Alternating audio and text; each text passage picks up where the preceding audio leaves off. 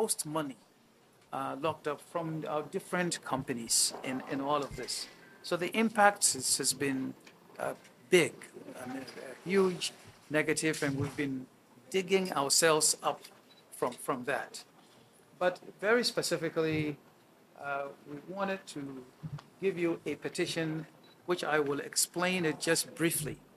And we've also made it as brief as we can. So I want to give you this petition. Okay. And this petition, um, simply, we, we, we believe, we believe that when you take a look at it, you will understand the, the reasons why we believe that anyone who will occupy the seat of the presidency should take a look at all of what had happened with the so-called financial sector review and cleanup and so on and so forth. So people say that there was a financial sector cleanup. And they also say that they required people to bring new capital. I would say ask the entire banking system, how many banks brought new money into the system? And you'll find there was very little. Many people restructured their balance sheet and through going about to revalue the positions, came up with additional capital, if you will, but very little new capital. Some that came from outside brought some new capital, but very little capital got on the table, most of which was also taken away by the haircuts from the bonds. So the system is today facing a lot of stress. But our particular specific situation is this. We built a bank from the very beginning, saying that we wanted to be the people's bank, to be everywhere, to serve the ordinary Ghanaian. So from the word go, we said we're going to build at least 300 branches and serve at least 1 million customers.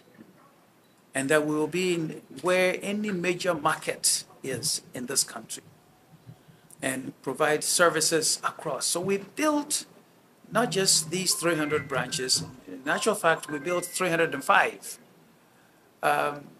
And we put in the technology network so that no matter where you would be, whether it's in Wedana or Sisala or Pusiga or wherever, that you could access your bank account from anywhere. Or you could also decide that I'm in Avrongo. I want to go to Kumasi or to Makola to buy some supplies, but I don't want to carry cash, so I don't lose it. So you go to the branch, you tell them, here's my money, I'm going to Kumasi Edum, I'll collect my money. So they'll just go safely, pick up their money, buy their supplies, and go home. So we built this network, which then became the focal point for economic development in many of the areas. Because now, if I know a specific man in Wale Wale who sold building products. Before we got there, his business was small because he couldn't drive through all these bad roads to go and deliver supplies, go and collect cash. But with our system in place, anyone, whether they're in Saboba or wherever else, will go to a branch, deposit money into his account. Once he verifies it's sitting in Wale Wale, he will then send the supplies to them, and his business was thriving. Now the business has gone down. Okay. So we feel that collapsing a 300 branch financial entity is inimical inimical to the economic interest of the country. So whether it even belongs to us or belongs to someone else, it is something that needs to be there. Secondly, since our license was revoked and we left a number of those places, nobody has gone to those locations. Nobody has decided that I'll go to, they are not here, so I'll go to Willensi. They are not here, so I'll go to wherever it is. Nobody's gone there. And so there's nothing happening in those places. We had thousands of employees. Those employees don't have jobs. And because of the banking sector problem that showed up, who is going to give a branch manager a job today? So those people are jobless. And some of them are doing some really menial jobs with the education that they have. So that didn't happen. And there's a problem there. We also built quite a sophisticated digital money system. So some may have heard about a system called Pay Global and others that we built with your app. You can do all sorts of things. That system obviously is collapsed. Now, we consider that we built one of the first, people talk about interoperability. We did this, more than 6 years ago. And that system, it doesn't work now. Okay? We made a huge investment in that area. It is not working. So we've spent a lot of money, a lot of investment in the system that today is not doing anything for anyone. So why did this happen? It happened because quietly we had been the entity, our whole group, that was funding Ghanaian contractors. There are a number of them. I know you know some of them. We put them in business. We finance their contracts. So when former President Kufuor took over, they decided, and I was there, they decided that they weren't going to give advance money to contractors, that you should go and get your own money. And when your project gets to a certain phase, the professionals, technical people will go and take a look, certify the project, they pay you, then you move on to the next phase. If they don't pay you in 90 days, you get to charge interest on it. And that was a system that was put in way back in 2001 or so, because it was said that people would get advances and do all manner of things with the money and not do the work. So up until 2017, cumulatively, we had financed up to 14 billion Ghana cedis worth of contracts, cumulatively. So that's the impact we were having on the system: bridges, roads, school buildings, and so on and so forth. Now, in 2008, when we started asking for our money, what we said was there at that time was 1.8 billion Ghana cedis. What? 2018 was 1.8 billion Ghana cedis. And this came about because when the new administration took over in 2017, it decided to freeze all contracts and said they were going to review them and reject whichever ones that they would reject. Well, they did the review. None of our projects was rejected. As a matter of fact, they gave even more contracts to a number of the contractors that we had pre-financed. But they would pay the new contracts and leave ours, right? We said, just give us 300 million Ghana cedis of contracts, work done and certified. And if they had done that, none of our companies would have suffered any challenges. They didn't. So Ministry of Finance said, go and get an independent person to audit these projects, which we did. When the independent person did the audit, they rather came up with an amount of 2.2 billion Ghana cedis, right? This money is what today has come up to over 7.1 billion. Now, knowing all of this, the governor who is there sat with me and said, look, why don't you accept to be reclassified from a universal bank to a savings and loans company, knowing that for savings and loans, the minimum requirement is only 15 million. Okay, 15 million. So do that, continue with your business, and then when monies are paid, then you can come back and request to be brought back to universal banking status. I went back to the directors, said, okay, let's do this. So January 2019, they give us a letter saying, here are 6 conditions that you must satisfy over a 6-month period. Now go and become a savings and loans company.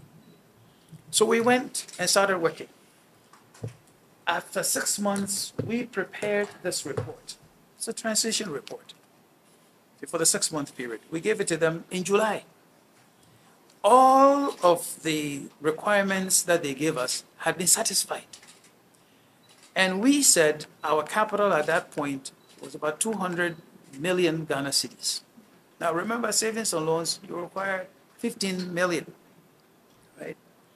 So imagine my shock when I'm sitting in Chicago doing some work, and in August I'm told that they have taken our license. I said, under what pretext? Under what condition? What happened? Okay, because this report we gave to them, nobody called us to say, come and let's talk page 5, what you put there is wrong. Or page 6, there's something that we don't understand. Nothing. Nothing. And I've been showing this to everybody, that we went through and did our work and said everything was okay. And indeed, the people had started coming back to us, giving us new money.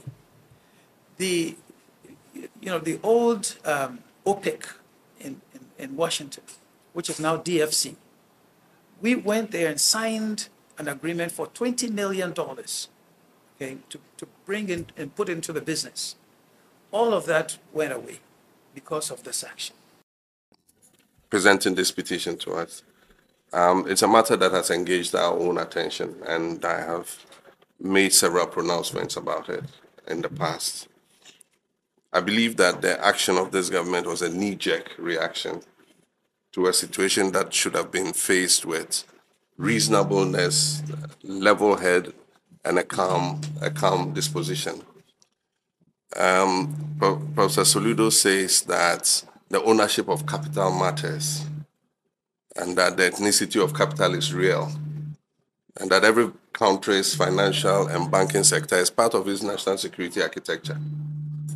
And so I do believe that indigenous participation in the financial sector is critical. And the current lopsided situation where we have a dominance of foreign banks in the financial sector is not the best that Ghana should have. And so you have a lot of empathy on this side. The issues with the financial sector began as under our watch. We knew there were liquidity issues and all that, but it needed a calm head to unravel it and deal with it. And so we went into putting in the necessary legislation, including the bill for guaranteeing deposits and so on and so forth, so that we could solidify the legislation in the financial sector and then deal with it when we came back with a renewed mandate. It's not the first time we've done a banking sector cleanup. Under FinSap, we had struggling banks and we dealt with it, and the banks came out stronger after FinSap than before. And you remember we created a non-performing assets recovery trust that took, the toxic debt and dealt with it, recovering those debts. In this case, I have said before that banks like yours, GN Bank and UT Bank and all the other banks that were closed, were indigenous banks that were dealing mostly with small and medium enterprises. And everybody knows that in the banking sector, that is the risky end of the market. And so definitely, if there's going to be problems with liquidity, it's going to come from that group. And so I believe government should have handled it differently. If we had continued in government, this would not have happened. I mean, we must look at the social impact too. Throwing out about 10,000 banking sector professionals. Some of them are bakers today, others are Uber drivers and all that. After all the training and education they got, I mean, there are best practices that anybody could look at. I remember the Bank of Scotland or something during the financial crisis was about to collapse with massive consequences for the British economy. And so, what did Britain do? They took equity in the bank, liquefied the bank, and the bank, returned to profitability in a short while and took the equity back, paid off the loans. We could have handled it that way. And in any case, who says that all banks require a certain capital reserve? And that's why we are talking about a tiered banking system, because banks exist for different purposes, they have different objectives, and they cater to different segments of the market. Not every bank needs to be a Class A bank with capital reserves of 400 million CDs. There are small banks like, Wells Women Banking and all those, and other banks that cater for specific segments of the market, and they don't need 400 million CDs capital because they're giving small loans like 1,000 CDs, 5,000 CDs, 2,000 CDs. They're not lending to the Unilevers of this world. And so I do think that government was hasty in what it did. If you look at the criteria that was used, I mean, it didn't fit. It was not a one size fit all. I mean, it was just like different rules for different folks. And so, yes, like you said, a lot of these banks had also financed government suppliers and contractors, and government owed them, and they owed the banks. And so, even if you did an offset of what was owed, then probably the liquidity issue would have been resolved. But government says, no, our contract with those people has nothing to do with you. We are dealing with you as banks. And so it's your business to recover that money. But how would they recover that money if you don't pay the contractors to pay them? And so I do think that it was hasty and it's affected indigenous capital in the financial and banking sector. And we have pledged that we would work to restore, the capital of indigenous businesses in the financial sector. And so we are advocating an independent review of the processes that went into the banking sector clean out. And where we believe these were unjustifiable, look at the restoration of the licenses of these banks. The details are being worked out by our manifesto committee. He talked about an equity fund and all that. And so those are all things that we would look at.